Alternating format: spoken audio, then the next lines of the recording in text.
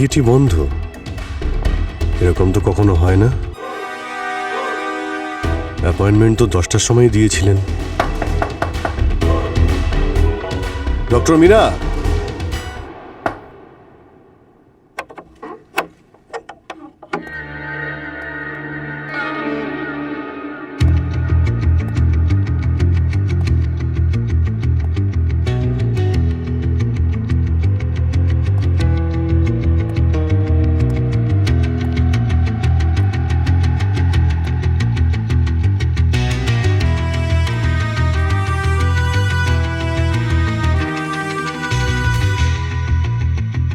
Doctor Meera,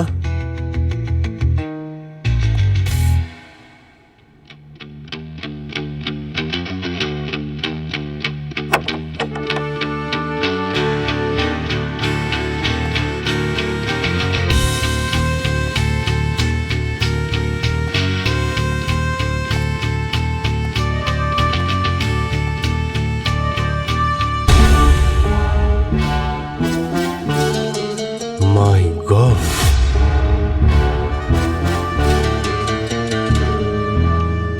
আম so sorry, আমি late হয়ে গেছি। আসলে আমি ট্রাফিকে।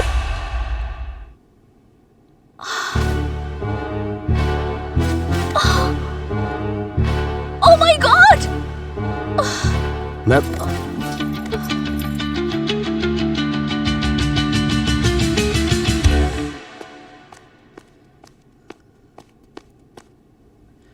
আমার ডেস্কে কে বসে রয়েছে? কেমন পালোয়ান মার কাছে হারা। পুরবি, বিউরোতে কি হচ্ছে এসব? কেউ সিনিয়রিটি ফলো করছে না নাকি? বাইরে থেকে কে আমার ডেস্কে এসে বসে রয়েছে? হ্যাঁ, গিয়ে দেখো, যাও। তুমি এভাবে? হ্যালো দাদা, কে আপনি? আরে সচিন স্যার, আপনি? স্যার স্যার আরে এই গুড নিউজটা তোমাদের সকলকে দেবার ছিল। সচিন নার্কোটিক থেকে ট্রান্সফার হয়ে আবার সিআইডিতে জয়েন করেছে আর আমাদের সাথে কাজ করবে।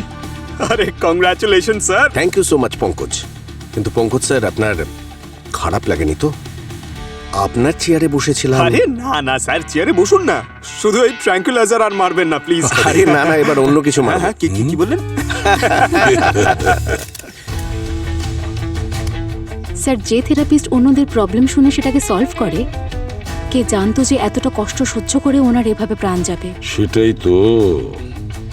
আচ্ছা অভিজিৎ, তুমি কেন এসেছিলে ডক্টর মীরার কাছে? স্যার, ওই মাসে এক আধবার আসতে হয় স্যার। শ্রেয়া ইনসিস্ট করে।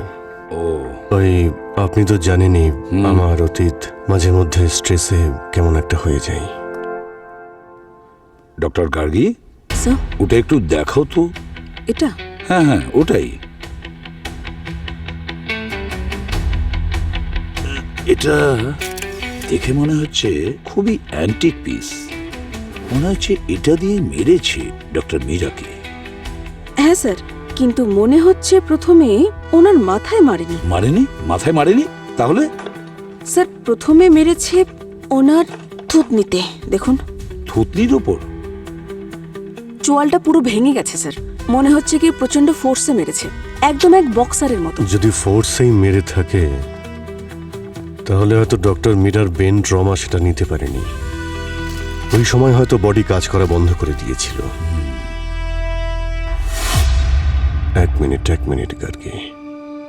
11:47, ঘড়ি বন্ধ। 11:47 11:47। অভিজিৎ, হতে পারে এটাই ডক্টর মীরার মৃত্যুর সময়। ডক্টর মীরা যখন পড়ে যায় তখন ঘড়িটা ভেঙে যায়, আর সেই জন্য ঘড়িটা বন্ধ হয়। পোস্টমর্টম রিপোর্ট আসার পরে কনফার্ম হয়ে যাবে স্যার। স্যার, এই আঙুলগুলো দেখেছেন? পুরো ভেঙে গেছে। হ্যাঁ, স্যার, মনে হচ্ছে খুনি এনাকে মারার পরে স্পেশালি ঘড়ি আর আঙুলগুলোকে টার্গেট করেছিল। কেন? Doctor Gargi, sir. ভালো করে ফিঙ্গারপ্রিন্টগুলো তোলো, হয়তো কিছু পাওয়া যেতে পারে। Yes sir. হ্যাঁ স্যার, খুনি আমাদের জন্য অন্তত জুতোর ছাপ ছেড়ে গেছে। সেটাই তো। এই প্যাটার্নগুলো দেখুন, এই চিহ্নগুলোর চারদিকে এমন ভাবে ছড়িয়ে আছে, আমার মনে হচ্ছে যে শুধু ফোন করতেই সে আসে। অভিজিৎ, প্যাটার্ন দেখে মনে হচ্ছে ও কিছু খুঁজছিল। ফুটপ্রিন্টের প্যাটার্ন তো সে কথাই বলছে। এখান থেকে গেছে রিসেপশন এরিয়ার দিকে। চলো স্যার, এদিকটা এদিকে আসুন। এদিকটা আছে। এখানে জুতোর রক্ত লাগার ছাপ রয়েছে স্যার। এগুলো সোজা ওই জানালার দিকে যাচ্ছে। হয়তো খুনি ওখান থেকেই পালিয়েছে। আর এই যে এটা দেখুন, এটা ডক্টর মিরাজ সার্টিফিকেট স্যার। এটাকে খুনি কি করেছে দেখুন, সার্টিফিকেটটাকে ছিঁড়ে দিয়েছে। এইভাবে ছিঁড়েছে, তার মানে সে যেই হোক না কেন তার মীরার ওপর খুব রাগ ছিল। স্যার, অদিতির জ্ঞান ফিরেছে।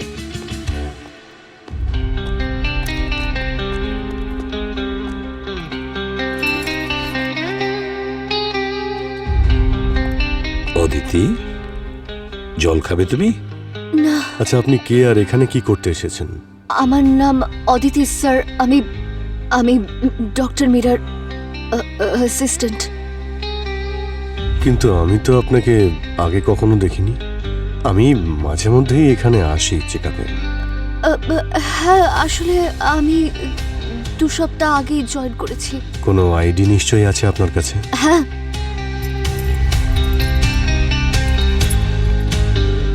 অদিতি, কাল রাতে আপনি কোথায় ছিলেন? কাল রাতে আসলে আমি ক্লিনিক থেকে তাড়াতাড়ি বেরিয়ে গিয়েছিলাম। কোনো বিশেষ কারণ ছিল?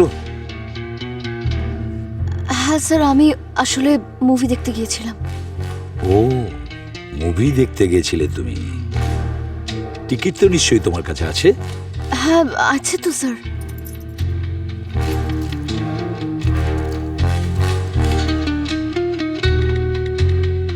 দিন।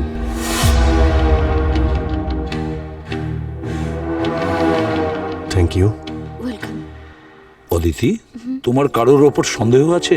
আমি বলতে চাইছি যে তুমি ডক্টর মীরাকে কারোর সাথে ঝগড়া করতে দেখেছো?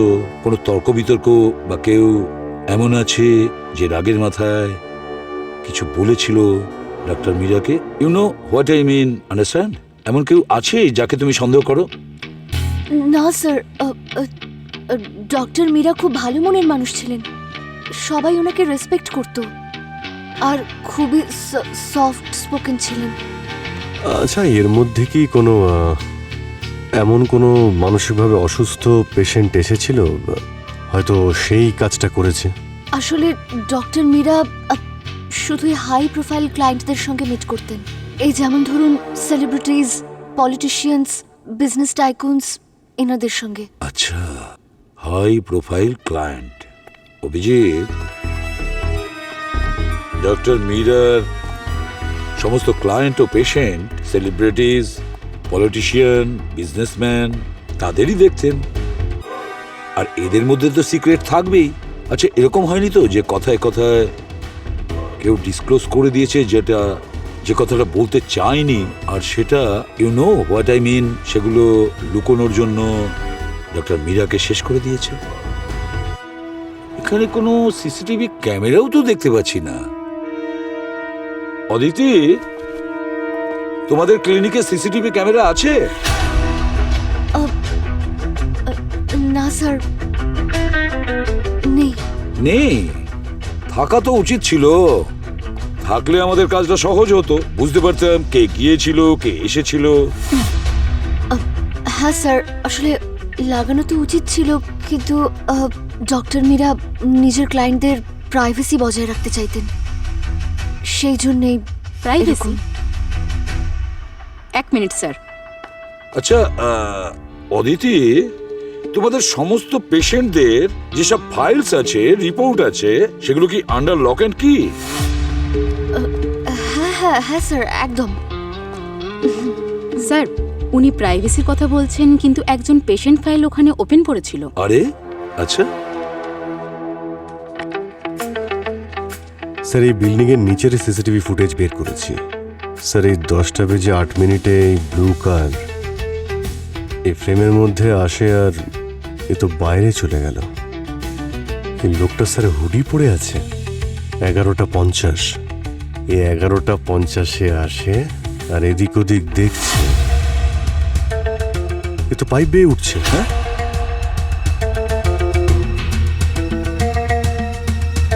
এই সেকেন্ড ফ্লোরে উঠে ক্লিনিকে যায়। এই পেয়েছি 12টা বেজে 2 মিনিটে। 12 মিনিট পর ও ওখান থেকে বেরিয়ে আসে আর পাইপ বেয়ে নেমে যায়। স্যার ও 11:50 ওপরে উঠেছিল আর মীরার ঘড়ি 11:47 বন্ধ হয়েছিল। তার মানে এ তো খুনি হতেই পারে না। এটাও তো হতে পারে যে ঘড়িটা ভাঙার পরেও খুনি ঘড়ির টাইমটা পিছিয়ে দিয়েছে বিভ্রান্ত করার জন্য। বিভ্রান্ত করার জন্য। অভিজিৎ 1 মিনিট, একটা জিনিস মনে পড়লো, একটু পিছিয়ে দাও তো।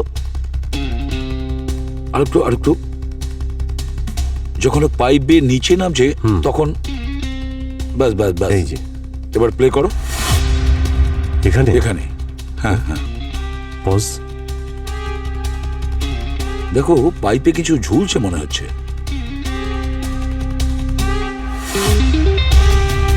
এই দেখো, এর পকেটে কিছু ছিল যেটা নামার সময় আটকে গেছে। এটা কি?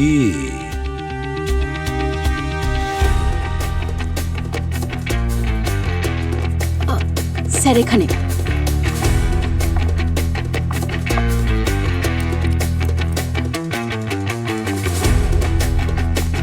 কোনো এমপ্লয়ের কার্ড বলে মনে হচ্ছে। Access card. NV এসকি Softech solution. যে এমপ্লয়ি কার্ডটা আমরা বিল্ডিং এর পাইপ থেকে পেয়েছি, চলো গিয়ে দেখি এটা কোন এমপ্লয়ির।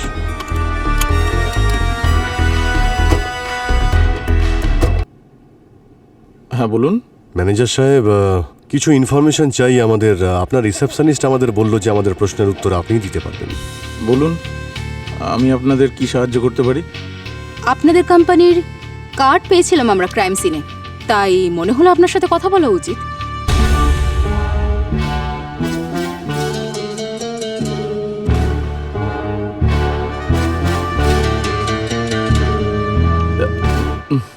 এই কার্ডটা কোনো মিস্টার রবির।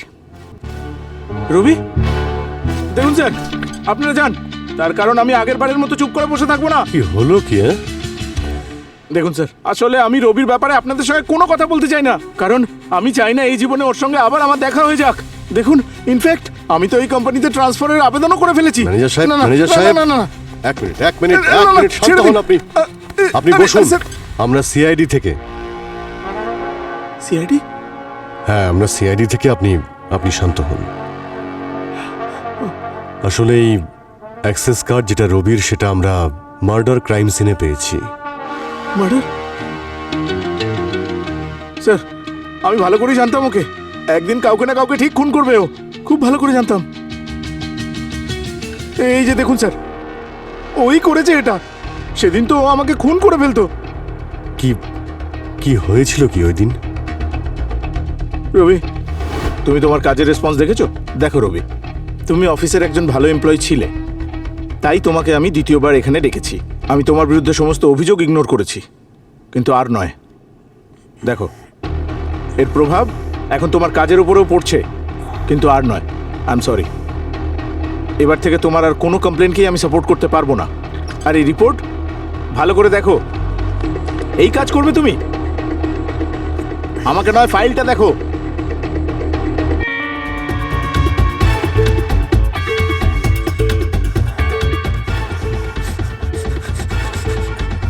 রবি, কি হচ্ছে কি তোমার? রবি,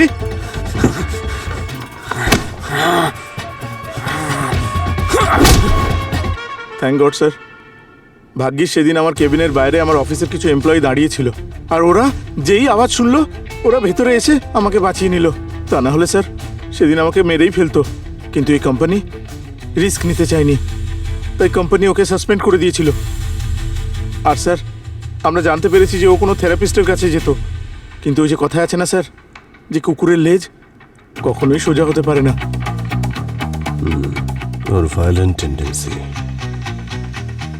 আপনি আমাদের রবির অ্যাড্রেস দেবেন? স্যার, আমি অদিতির স্টেটমেন্ট ভেরিফাই করেছি। ও সত্যিই বলছে, ওর ব্যাকগ্রাউন্ড ক্লিয়ার আছে, আর মার্ডারের রাতে ওর ফোনের লোকেশন মুভি হলের পাশেই ছিল, তারপরেই ওর ফোন সুইচ অফ হয়ে যায়। হ্যাঁ অভিজিৎ, আচ্ছা, এই মীরার পেশেন্ট লিস্টে কোনো রবি নামের পেশেন্ট আছে? হ্যাঁ স্যার, ক্রাইম সিনে যে ডকুমেন্ট পাওয়া গেছিল ওখানে একটা নাম ছিল রবি, আর ও একজন পেশেন্ট। ও স্যার, আরেকটা কথা স্যার, এই লোকটির ওসিডির একটা প্রবলেম আছে। 6 মাস আগে এই রবির একটা কার অ্যাক্সিডেন্ট হয়েছিল, তারপর থেকে ওর বিহেভিয়ার চেঞ্জ হয়ে যায়, কথায় কথায় ও রেগে যায়।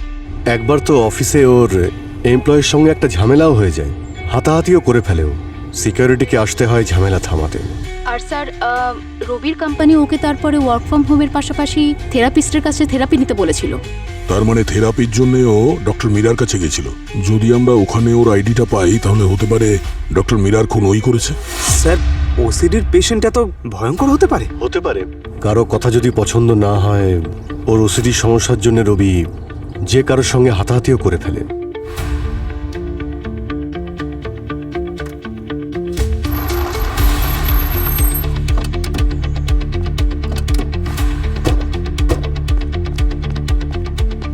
স্যার রবির ওসিডি থাকায় ওর মেন্টাল সিচুয়েশন এমন না হয় যে ও আমাদের উপরেই অ্যাটাক করে বসলো। না, ওসিডির পেশেন্ট এতটাও ভয়ঙ্কর হয় না অবনী, তুমি যতটা ভাবছো। দেখো, ওদের সঙ্গে ভালোভাবে কথা বললে আর ভালোবাসা দিলে ওরা খুব তাড়াতাড়ি সুস্থ হয়ে যায়।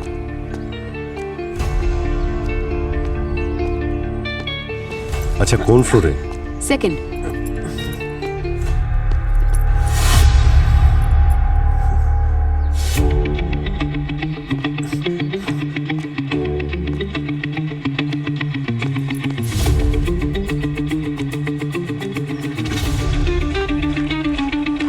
রবি, সিআইডি? No no no no no no no no no.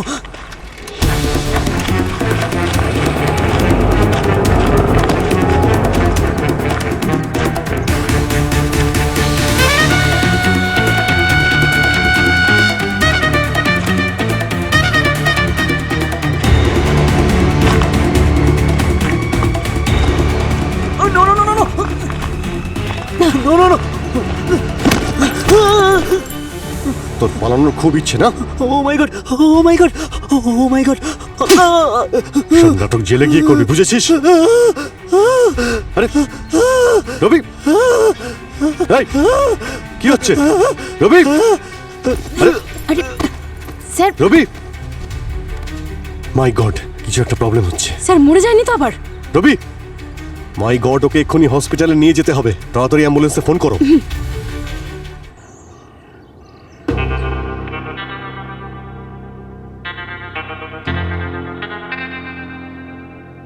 Sir এখনো পর্যন্ত তো জ্ঞান ফেরেনি, ডক্টর ভেতরেই আছেন।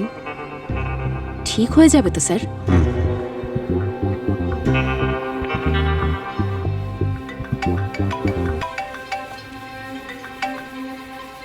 হ্যাঁ গার্গী, স্যার ক্রাইম সিন থেকে যে এভিডেন্স পাওয়া গিয়েছিল সেখান থেকে 45টা ফিঙ্গারপ্রিন্টস পাওয়া গেছে, যার মধ্যে 4টে ফিঙ্গারপ্রিন্টস রবির। রবির? ইয়েস স্যার, একদম কনফার্ম।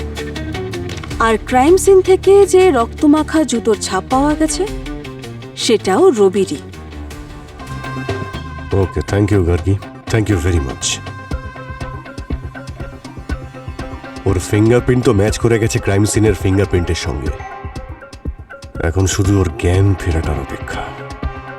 কাল রাতের গল্প ওই আমাদের বলতে পারবে। দেখুন, এখন তো আমিও প্রাণ বাঁচাতে পেরেছি, কিন্তু আপনাদের কাছে রিকোয়েস্ট, ওকে খুব বেশি চাপ দেবেন না, না হলে আবার ওর প্যানিক অ্যাটাক হতে পারে। আপনারা ওর সঙ্গে কথা বলতে পারেন। ঠিক আছে, আমরা এটার খেয়াল রাখব। এই যে এখানটা সাইন করবেন। ঠিক আছে। দেখো রবি, ব্যাপারটা হয়েছে, ক্রাইম সিনে তোমার জুতোর চিহ্ন আমরা পেয়েছি। সিসিটিভিতে আমরা মিরার বিল্ডিংয়ে তোমাকে পাইপ বেয়ে উঠতে দেখেছি। তাই আমাদের কাছে কিছু লুকোবে না। দেখো, মিথ্যে বলার কোনো জায়গাই কিন্তু নেই। বলো, ডক্টর মীরাকে তুমি কেন মেরেছো?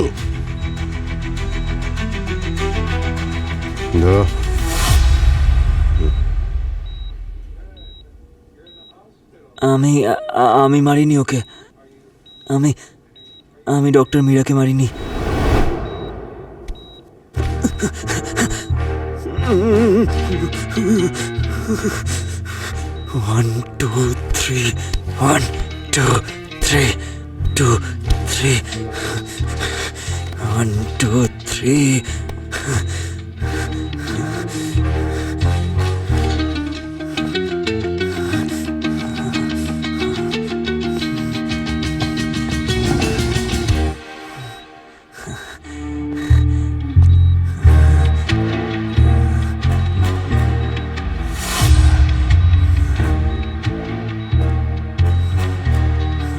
ঠিক আছে,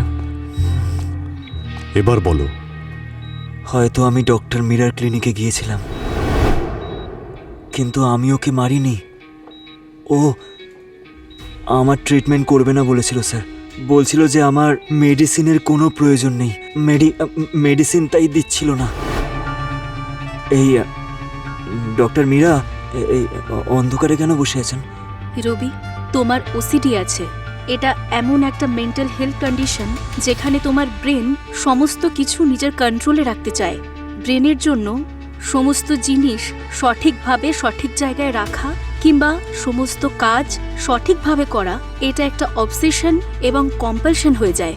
এই অন্ধকার তোমার কাছ থেকে ডিস্ট্রাকশন দূর করার একটা উপায়, যাতে তুমি এখানকার কোনো জিনিস দেখে ডিস্ট্রাকশন বা ট্রিগার না হয়ে যাও। দেখুন দেখুন, এইসব ফালতু কথা, ঠিক আছে? আমাকে যদি সাহায্য করতে চান এইসব বাজে কথা একদম বলবেন না, ঠিক আছে? আমি এইসব পছন্দ করি না। আমাকে আমার মেডিসিনটা দিন। রবি, তোমার মেডিসিন ছাড়া নিজের ব্রেনের ওপরে কন্ট্রোল রাখা শিখতে হবে, তাতেই তুমি সুস্থ হবে। মেডিসিনের প্রয়োজন নেই।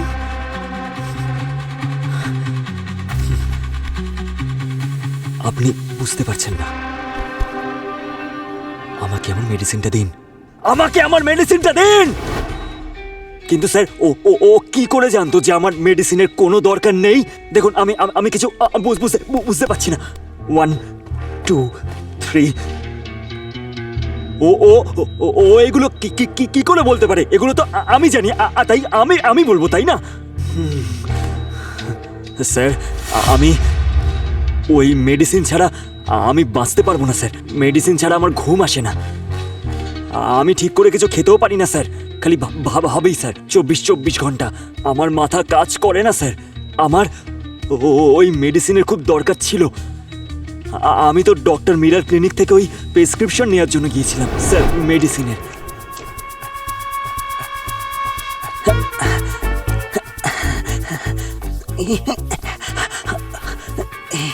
কোথায় আছে?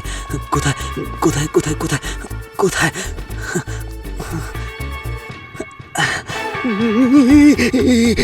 1 2 3 1 1 1 1 1 2 3 1 2 3 1 2 3।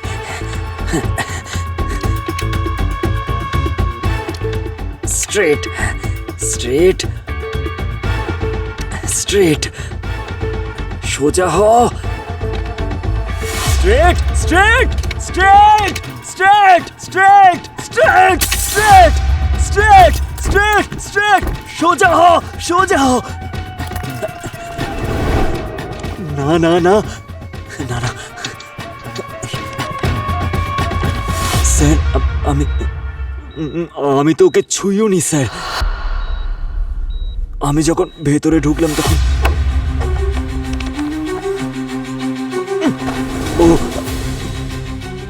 ও অলরেডি কোথায় আছে? মরে গেছিল স্যার।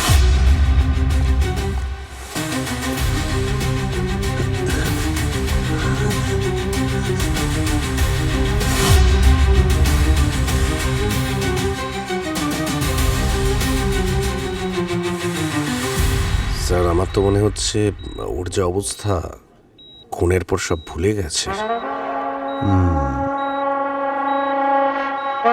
দেখো রবি, এখনো যদি কিছু বলতে চাও বলতে পারো, কিছু লুকিও না। আমরা কোর্টে অ্যাপিল করব যে তোমাকে জেলে নয়, কোনো স্পেশাল কেয়ার ইউনিটে যেন রাখা হয়, তোমার জন্য ভালো মতো চিকিৎসা হয়। দেখো রবি, রবি রবি স্যার, স্যার স্যার আপনারা এসব কি করছেন? আপনারা প্লিজ যান, ওনার এখন রেস্টের প্রয়োজন, প্লিজ। ওকে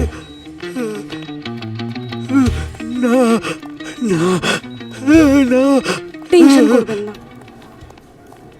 ডক্টর, হ্যাঁ বলুন। এই পেশেন্টের 24 ঘন্টার হেলথ আপডেট আমাদের চাই। আর একটা কথা মনে রাখবেন, কোনোভাবে যেন এই পেশেন্ট হসপিটাল থেকে বাইরে না যায়। ডোন্ট ওয়ারি স্যার, আমি চেষ্টা করছি। Thank you. ডক্টর মীরার মৃত্যুর টাইম রাত 11টা থেকে 12টার মধ্যে। আর সিসিটিভি ফুটেজের হিসাব অনুযায়ী রবি ডক্টর মীরার অফিসে ঢুকেছে রাত 11:50 ক্রাইম সিন দেখে মনে হচ্ছিল যে খুনি মীরাকে মারার আগে অনেক টর্চারিং করেছে। আরেকটা কথা স্যার, ক্রাইম সিনে যে মার্ডার ওয়েপনে হ্যান্ডপ্রিন্ট পাওয়া গেছে সেই অনুযায়ী খুনি রাইট হ্যান্ডেড। আর রবি লেফট হ্যান্ডেড। হসপিটালের ডকুমেন্ট সব ও লেফট হ্যান্ডে সাইন করেছিল, আর তারপরে লেফট হ্যান্ড দিয়ে জলও খেয়েছিল। মানে রবি ঠিকই বলছিল স্যার। ডক্টর গার্গি, আর কিছু পাওয়া গেছে? Yes sir.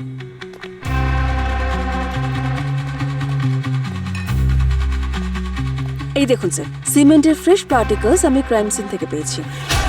তার মানে হলো এই যে খুনি ডক্টর মীরার ক্লিনিকে আসার আগে হয়তো একটা কনস্ট্রাকশন সাইটে গিয়েছিল।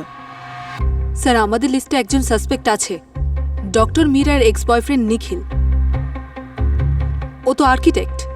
গত কয়েক সপ্তাহ ধরেই মীরাকে সমানে কল আর মেসেজ করে যাচ্ছিল, কিন্তু মীরা ওর কোনো কল বা মেসেজের রেসপন্স করেনি। নিখিল? স্যার, আর এই সিমেন্ট পার্টিকলসে আমি টোব্যাকোর ছাইও পেয়েছি। আচ্ছা, তার মানে খুনি স্মোকিং করে? হ্যাঁ, কিন্তু এটা সিগারেটের ছাই নয়, এটা সিগারেট ছাই, লাইক কিউবান সিগার্স। আর স্যার, এই সেম ছাই আমি ডক্টর মীরার কেবিনে রাখা অ্যাস্ট্রের মধ্যেও পেয়েছি। দেখা করতে হচ্ছে এই নিখিলের সঙ্গে। এ আবার সে নয় তো যে সিগারেট ধোঁয়ায় আমাদের বোকা বানাতে চাইছে।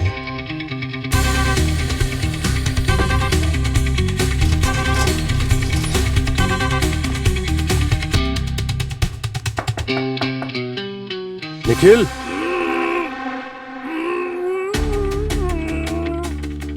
ভিতর থেকে একটা গোগানির শব্দ আসছে।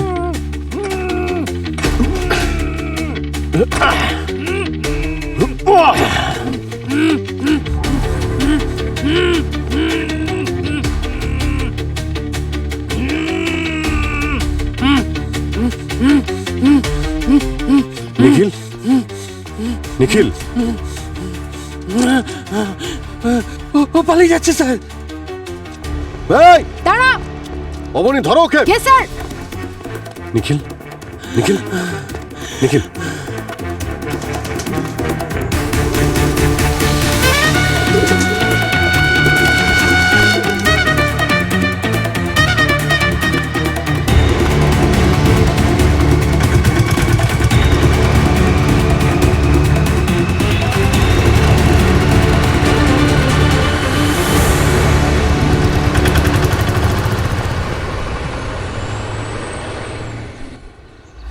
এই নাও, জল খাও।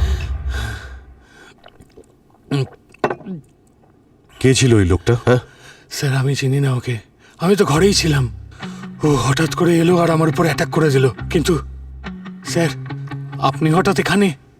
অ্যাকচুয়ালি ডক্টর মীরার কেসটা আমাদের কাছে আছে। কি? মীরার কেস? ও আবার কি করলো? কাল রাতে মীরার খুন হয়েছে। কি?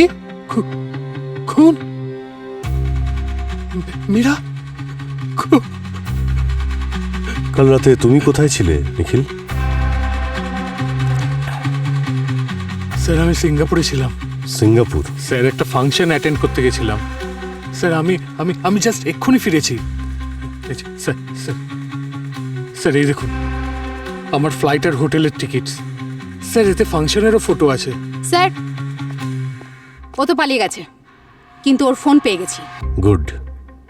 নিখিল, তুমি আচ্ছা, তুমি মীরাকে অনেক মেসেজ করেছিলে, অনেক কল করেছিলে, কিন্তু মীরা কোনো রিপ্লাই করেনি। ব্যাপারটা কি?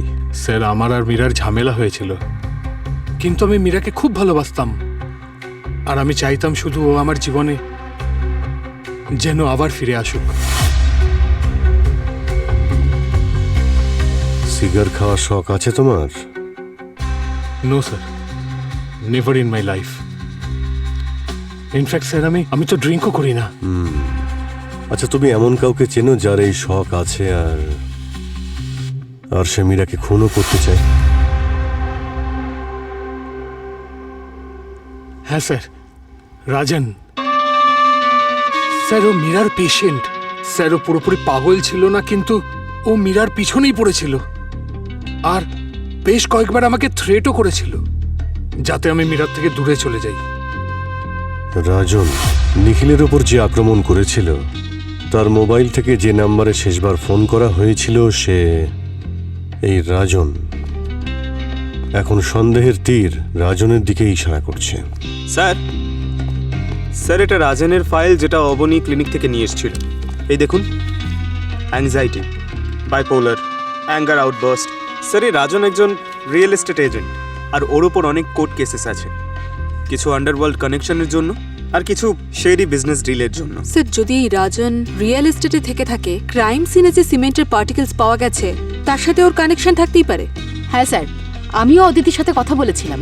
ও বলছিল যে রাজন থেরাপি সেশনের সময় ও নাকি ডক্টর মীরার উপরে ভীষণ রেগে গেছিল একবার, এতটাই যে ও ডক্টর মীরাকে ক্লিনিকের কোনো জিনিস ছুঁড়ে মেরেছিল। সারা সপ্তাহে আমি শুধু এই সময়টার জন্য অপেক্ষা করে থাকি। হতে পারে যে এটা শুধু পেশেন্ট সেশন, কিন্তু এখানে এসে যে শান্তিটা পাই ওটা আমি কোথাও পাই না। এটা খুব ভালো কথা রাজন যে তুমি তোমার থেরাপিস্টের সাথে খুব কমফোর্টেবল ফিল করো, কিন্তু আমাদের সেশনের একটা পারপাস থাকে যেটা তুমি পুরোপুরিভাবে পালন করছো না। আমি জানি আমার বলা কোনো থেরাপি এক্সারসাইজ তুমি করছো না। তোমার কি আমার কোনো কথাই ভালো লাগে না? একবারও আমার কোনো প্রশংসা করেছো? রাজন, আমি শুধুই তোমার সাহায্য চাই না, সাহায্য চাই না। আমি শুধু সামান্য একটু সহানুভূতি চেয়েছিলাম, আর তুমি তাও দিতে পারছো না। কেন বলো তো, কেন? আমি তোমাকে কিছু জিজ্ঞেস করছি মীরা, আমি তোমাকে কিছু জিজ্ঞেস করছি আর তুমি মীরা।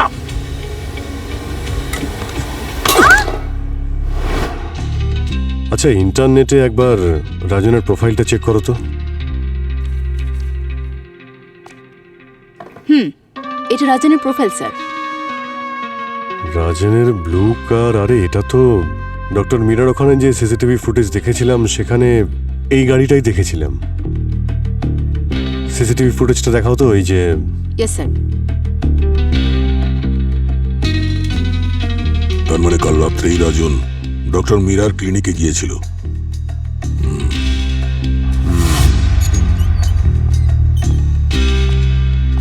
এক্সকিউজ মি, আমরা একটু ওয়েট করুন, স্যার এখন বিজি আছেন। সিআইডি স্যার, মিস্টার রাজন এখন মিটিংয়ে আছেন। আপনার কাছে কোনো অ্যাপয়েন্টমেন্ট আছে? অ্যাপয়েন্টমেন্ট নেই, অ্যারেস্ট ওয়ারেন্ট দেখাতে পারি। স্যার, ইয়েস মিস্টার বাজাজ, আপনি এসব নিয়ে চিন্তা করবেন না, আমি দেখছি। I'll call you later. Yes mister Rajan, কাল রাতে ডক্টর মীরা খুন হয়েছেন। কি বলছেন কি? এবার এটা বলুন, যখন ডক্টর মীরা খুন হন ওই সময় কোথায় ছিলেন আর কি করছিলেন? মীরা, এক মিনিট। কাল রাতে আমি পার্টি করছিলাম।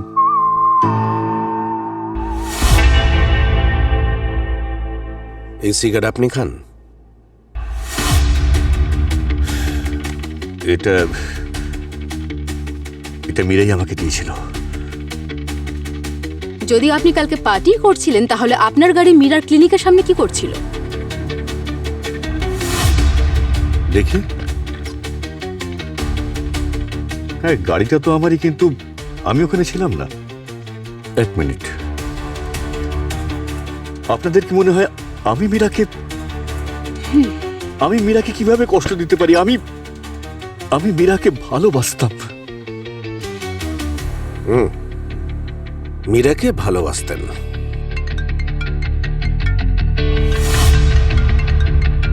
আর নিখিলকে ঘৃণা, এই জন্য নিখিলের কাছে লোক পাঠান আপনি। নিখিল? হ্যাঁ, আমি ওর বাড়ি লোক পাঠিয়েছিলাম, কারণ ও ঈর্ষা করতো আমার আর মীরা রিলেশনশিপকে। আমার আর মীরা রিলেশনশিপ প্রথম দিকে ডাক্তার আর রুগীরই ছিল, কিন্তু ধীরে ধীরে আমাদের সম্পর্ক গভীর হলো। কিন্তু নিখিলের গল্প তো অন্য কিছু বলছে। মিথ্যে কথা বলছে ও, আর মীরাকেও সন্দেহ করত। মীরার সঙ্গে ওর ব্রেকআপ হয়ে গিয়েছিল, তাও মীরার পিছনে পড়ে থাকতো। সকাল সন্ধে সবসময় কল মেসেজ। আর যখন আমি মীরাকে প্রপোজ করি, ও সেটা তখন অ্যাকসেপ্ট করেছিল। সেটাও সহ্য করতে পারেনি। সেটা সহ্য করতে পারেনি বলে ও আমাকে এভাবে ফাঁসাতে চাইছে। আপনি এই সব কিছু যে বলছেন, কোনো প্রমাণ আছে আপনার কাছে? এক মিনিট। একটা পার্সোনাল ট্রিপে গিয়েছিলাম আমি মীরার সঙ্গে, তখনকার ছবি এগুলো।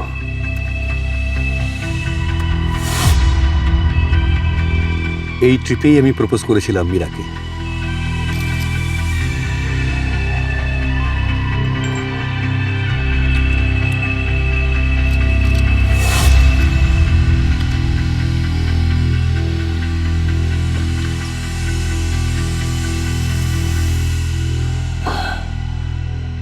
আসলে আমার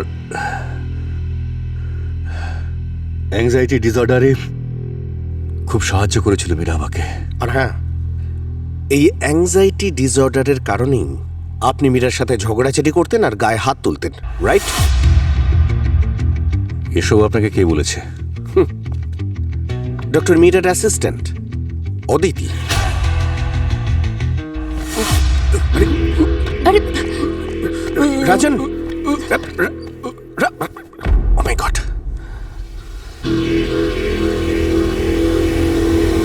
he's dead.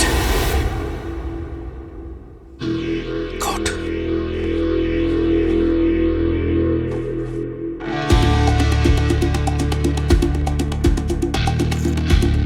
স্যার, রাজনের সেক্রেটারি কনফার্ম করে দিয়েছে, ও সত্যি বলছে। কাল রাতে ও পার্টিতেই ছিল, আর স্যার এই পার্টির অ্যাড্রেসও আমি পার করে নিয়েছি। পারফেক্ট। দুটো ব্যাপার হতে পারে। হয়তো রাজন ঠিকই বলছিল যে খুনও করেনি, অর্থাৎ গাড়িটা জেনে বুঝে ওখানে কেউ রেখেছিল যাতে সন্দেহ রাজনের ওপর পড়ে। কি অদ্ভুত ব্যাপার না স্যার? যদি খুনির রাজনকে ফাঁসানোরই ছিল, তাহলে ওকে মারতে গেল কেন? এটা তো তখনই জানা যাবে যখন খুনিকে আমরা নাগালে পাবো। জানতে হবে যে গাড়িটা ওখানে কে রেখেছিল, আর যদি গাড়িটা বেরিয়েই থাকে তাহলে সেটা চালাচ্ছিল কে।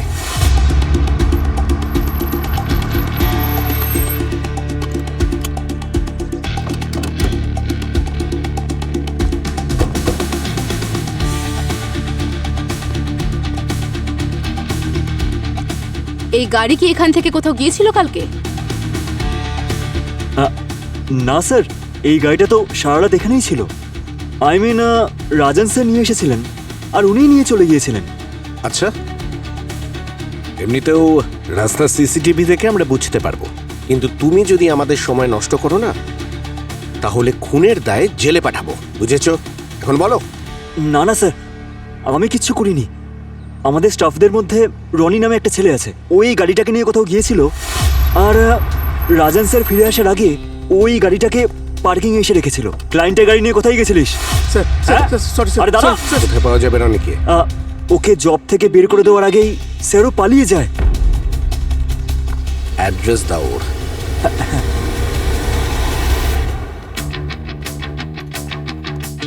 স্যার,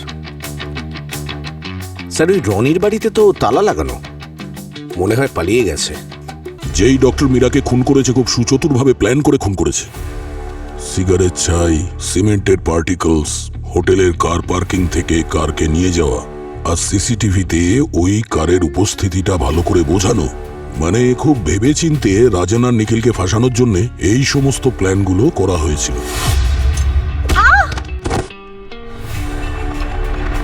স্যার, রাজনকে ডক্টর মীরার খুনে ফাঁসানোর পরে ওকে মেরে ফেলার কি মানে হয়?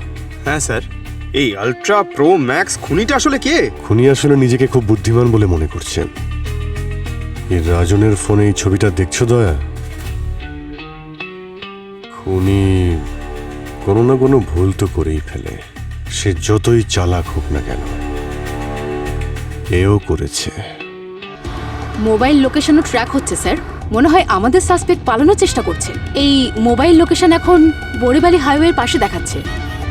বোরেভালি হাইওয়ের পাশে ওখানে একটা বাস ডিপো আছে, যেখান থেকে আউট স্টেশনের বাসগুলো বেরোয়। যদি ওখান থেকে পালিয়ে যায় তো বস খুঁজে পাওয়া মুশকিল হয়ে যাবে। খুন করে পালিয়ে যাওয়ার চক্করে আছে। এত বড় একটা প্ল্যান করে অন্যের ওপর দোষ তো চাপিয়ে দিয়েছে, কিন্তু নিজের জিপিএসটা অফ করতে ভুলে গেছে। আর কতক্ষণ লাগবে? প্রায় পৌঁছে গেছি।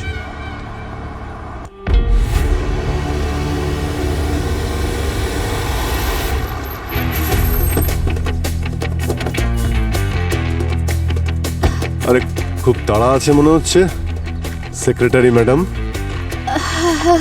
আসলে ফ্যামিলি ইমার্জেন্সি হয়েছে। আরে অন্তত মোবাইল ফোনটা তো অফ করে দিতে, জার্নিতে প্রবলেম হতো না। আরে আরে আরে আরে ব্যাস ব্যাস ব্যাস, কোথায় পালাবেন?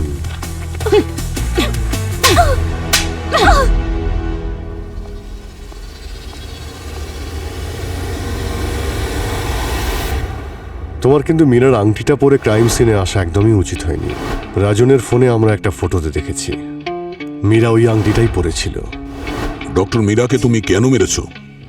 কারণ ও আমার জীবন নষ্ট করে দিয়েছিল। আমার আর অর্জুনের ম্যারিড লাইফ ঠিকঠাক চলছিল না। কেউ কেউ বলেছিল থেরাপিস্টকে দেখাতে। অর্জুন ডক্টর মীরার ক্লিনিকে যেতে শুরু করলো, আর সেখানে ওই ডক্টর মীরা অর্জুনের কানে আমার নামে বিষ ঢালতে শুরু করে। আমি আর সহ্য করতে পারছি না। প্রতিদিন ঝামেলা, প্রত্যেক কথায় শুধু ঝগড়া। অর্জুন, কিন্তু তুমি কি অদিতির কোনো কথা ডিফেন্স ছাড়া একবারও কখনো ভেবে দেখেছো? ওই একটাই তো কাজ আমি করে যাই প্রত্যেকদিন। প্রত্যেকদিন শুধু ওই বলে যায়, আর আমি শুধু শুনতেই থাকি। ওর সাথে কাটানো একটা মুহূর্তও আমার ভালো যায় না। আমি যে কাজই করি না কেন ওর পছন্দই হয় না। প্রত্যেক কাজেই খুঁত বের করে। ডক্টর, আমি এই স্ট্রেসে আর থাকতে পারবো না। তাই আমি একটা ডিসিশন নিয়েছি, আর ওই ডিসিশন নেওয়ার ক্ষেত্রে আপনি আমায় সাহায্য করেছেন। আমি অতিথির সাথে সম্পর্কটা সম্পূর্ণ শেষ করে দেবো ভেবেছি। আর সহ্য করতে পারছি না আমি। নিজেকে সামলাও অর্জুন, এটা কোনো পদ্ধতি নয়। হয়তো কোনো অন্য রাস্তা আছে। না ডক্টর, আর কোনো রাস্তা নেই। আর তারপর এক রাতে অর্জুন বাড়ি ফিরল, আর ও আমাকে বলল আমাদের দুজনকে সেপারেট হয়ে যেতে হবে অদিতি। এটাই আমাদের জন্য বেটার অপশন। আমি তোমাকে ডিভোর্স পেপার পাঠিয়ে দেবো, তুমি নিজের খেয়াল রেখো। অর্জুন, অদিতি অর্জুন, ছাড়ো প্লিজ। প্লিজ আমাকে ছেড়ে অদিতি! যেও না অর্জুন। অর্জুন,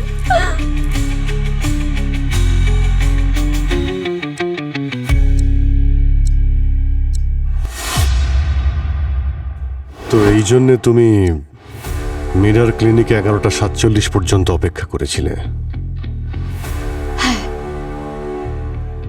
কারণ আমি চেয়েছিলাম ঠিক যে সময়ে মীরা আমার জীবন নষ্ট করেছিল, আমিও ঠিক সেই সময়ে ওর জীবন নষ্ট করে দেব ভেবেছিলাম।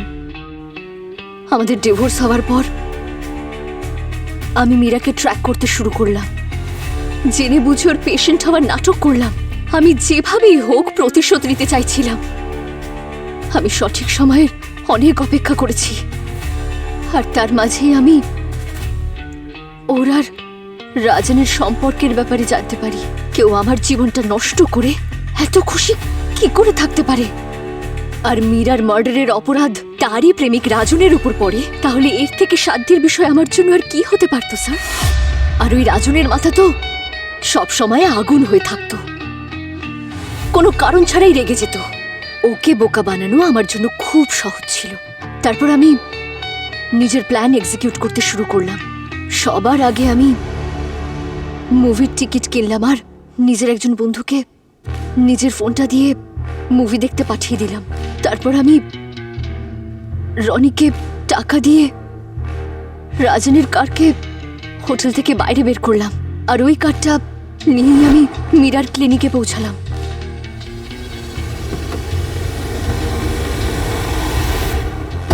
আমি বিল্ডিংয়ের সবকিছু খুব ভালোভাবে চিনতাম, সেজন্যই আমি পেছনের দরজা দিয়ে ভেতরে ঢুকলাম, যাতে আমাকে সিসিটিভিতে না দেখা যায়। কাম কাম ইন।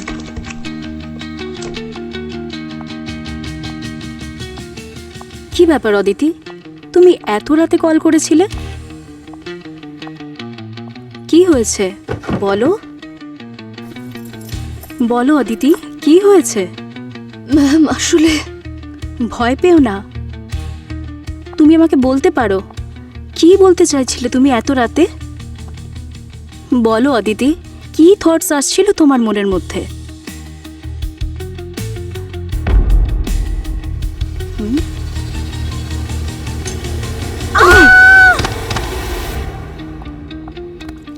এটা আমার বিয়ে নষ্ট করার জন্য, এটা আমার অর্জুনকে আমার থেকে কেড়ে নেওয়ার জন্য। তুই আমার জীবনটা নষ্ট করে দিয়েছিস। আমিও তোর থেকে সবকিছু কেড়ে নিলাম, তোর জীবনটাই কেড়ে নিলাম। কেমন লাগছে দেখ মীরা।